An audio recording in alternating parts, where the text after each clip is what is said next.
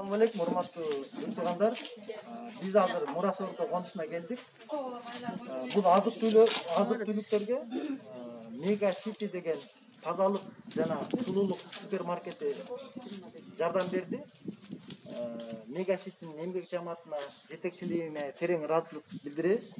50 муктаж үй-бүлөгө жардам берилди. 25-ин азыр Мурасордого таркатып атабыз. 25-и дагы башка конуштарга таркатылып атат, башка группа таркатып атат аны дагы.